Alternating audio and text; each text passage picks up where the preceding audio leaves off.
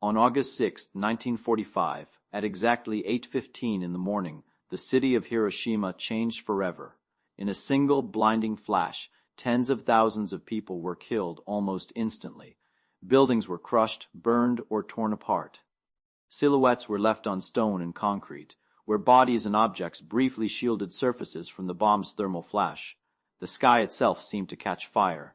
And here's the part almost nobody truly grasps, the part that should stop you in your tracks, the actual amount of matter responsible for that devastation, the matter that was converted into pure, raw energy, weighed less than a paperclip, about 0.7 grams, less than a single raisin. That tiny, almost invisible sliver of matter unleashed enough energy to devastate a city of hundreds of thousands of souls. How is that even possible? How can something so small carry the destructive power of the gods?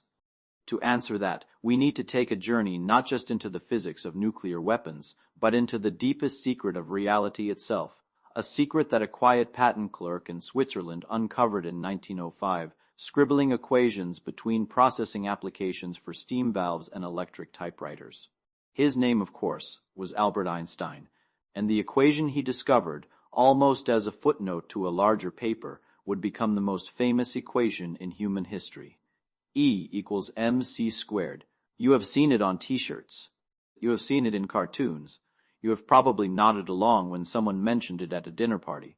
But I would wager that very few people, even many who studied it in school, truly feel what this equation is whispering. Because what Einstein discovered is not just a formula. It is a confession from the universe. A confession that everything, you, me, the chair you are sitting on, the air you are breathing, is not really matter at all. It is frozen energy. Locked up, compressed, hidden, waiting.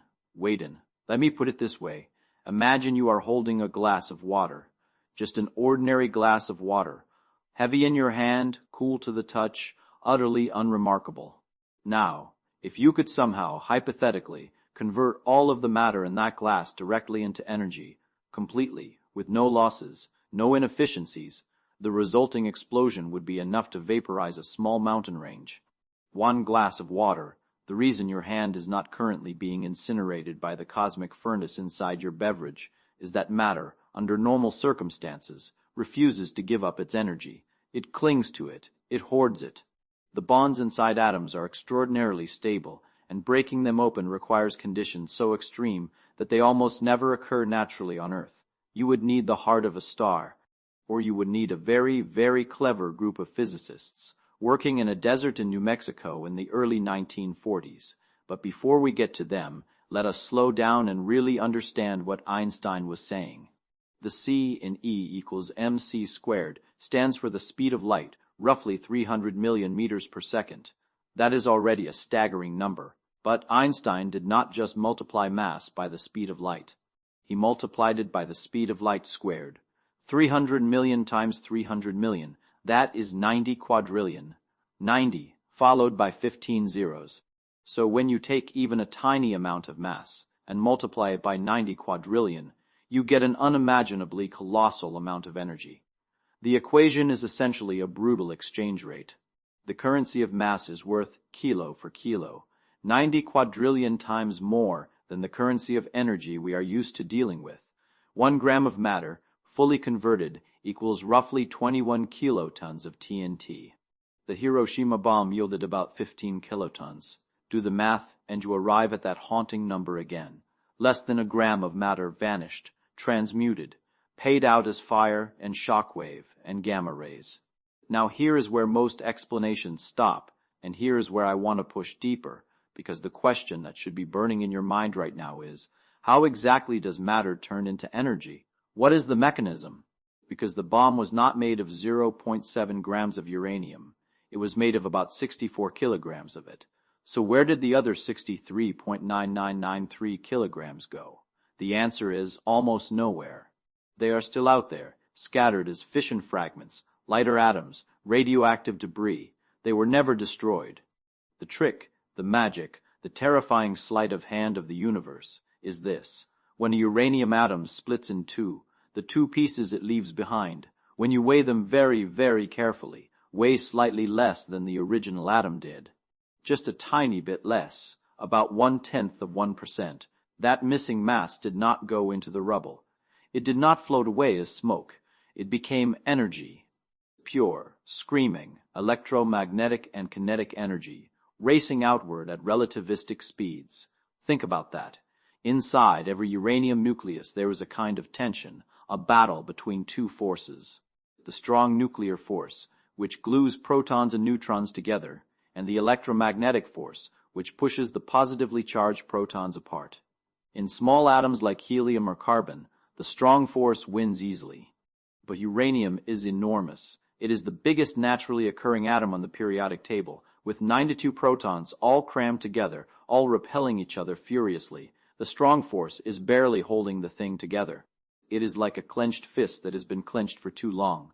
The atom is unstable, exhausted, ready to fly apart at the slightest provocation. And when a single neutron, traveling at just the right speed, slams into a uranium-235 nucleus, that is exactly what happens. The fist opens, the atom splits. And in the splitting, a fraction of its mass simply ceases to exist as mass and is reborn as energy, in accordance with Einstein's exchange rate. But one atom splitting is not a bomb. One atom splitting is barely a sneeze. The genius, and I use that word with full knowledge of its moral weight, of the Manhattan Project was the chain reaction. When that uranium atom splits, it does not just release energy, it also releases 2 or 3 more neutrons. And those neutrons go flying out and slam into other uranium atoms, which split and release more neutrons, which split more atoms, and so on. In about a millionth of a second, you get a cascade. 2 becomes 4, becomes 8, becomes 16. Within a tiny fraction of a second, enough uranium nuclei split before the core blew itself apart that less than a kilogram of uranium actually underwent fission, and from that, only about 0.7 grams of mass became energy. The whole thing happens faster than you can blink, faster than your nervous system can register. In less than a millionth of a second, enough atoms split to convert about 0.7 grams of mass into energy, and that was enough to release the force of roughly 15,000 tons of TNT. I want to pause here and offer you a thought experiment, because I think it sharpens the picture. Imagine the universe as an enormous bank, and matter as money in a savings account. Most of the time, you cannot touch this money. It is locked away in a vault, with conditions you cannot meet. Every now and then, in the cores of stars, the universe withdraws a little bit, which is why the sun shines. The sun, by the way, is converting about 4 million tons of mass into energy every single second. 4 million tons, and it has been doing this for 4.5 billion years.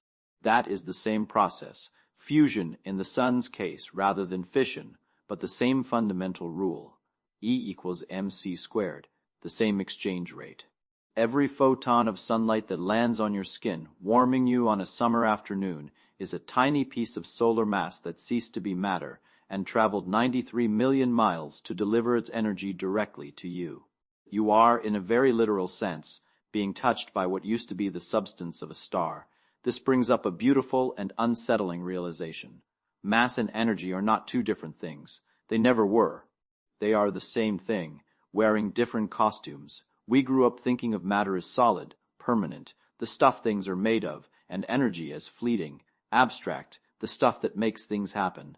But Einstein blew that distinction apart. He showed that matter is just energy that has slowed down enough to wear a body, and energy is just matter that has shed its body and gone running. The universe does not really have two ingredients. It has one, and it is constantly shape-shifting, slipping between these two forms. Once you understand this, a lot of things suddenly make sense. Why does antimatter, when it meets ordinary matter, annihilate completely and release such ferocious energy? Because there is nothing left over to be matter. Both partners convert fully. Why does a hot cup of coffee weigh technically, infinitesimally more than a cold cup of coffee? Because heat is energy, and energy has mass. The difference is far too small to measure with any kitchen scale, but it is real, and physicists have confirmed it in the laboratory. Why do particle accelerators, when they smash protons together at near light speeds, sometimes produce heavier particles than the ones they started with? Because the kinetic energy of the collision condenses into new mass. Energy freezes back into matter right there in front of the detectors. The exchange goes both ways. And this is where the story circles back, with a kind of terrible symmetry. The same equation that explains why the sun warms your face is the equation that explained Hiroshima. The same physics that lights the stars lit the sky over Japan that morning. The universe does not distinguish. It does not care about our intentions. It simply offers the rule, and we choose what to do with it. The scientists who built the bomb understood this immediately. Robert Oppenheimer, watching the first test in the New Mexico desert, famously recalled a line from the Bhagavad Gita, "Now I am become death, the destroyer of worlds." He was not being theatrical. He had just witnessed, for the first time in human history, a deliberate large-scale conversion of matter into energy, the same process the sun performs every second, brought down to Earth and detonated in a desert. So the next time you hear E=mc² casually mentioned, I want you to remember what it really means. It is not just a clever piece of algebra. It is the deepest secret of reality, the hidden inventory of the cosmos. It tells us that everything around us is a kind of compressed lightning, waiting, in principle, to be unlocked. It tells us that the line between something and nothing, between substance and radiance, between a stone and a sunbeam, is far thinner than our intuition suggests. A single gram of you, if it could be fully converted, contains the energy of a small nuclear bomb. You are walking around carrying a city's worth of fire in every fingertip, locked behind doors you cannot open and would never want to. Hiroshima was a horror. There is no way to talk about that morning without acknowledging the human cost, the lives ended, the lives broken, the long shadow that nuclear weapons still cast over our species.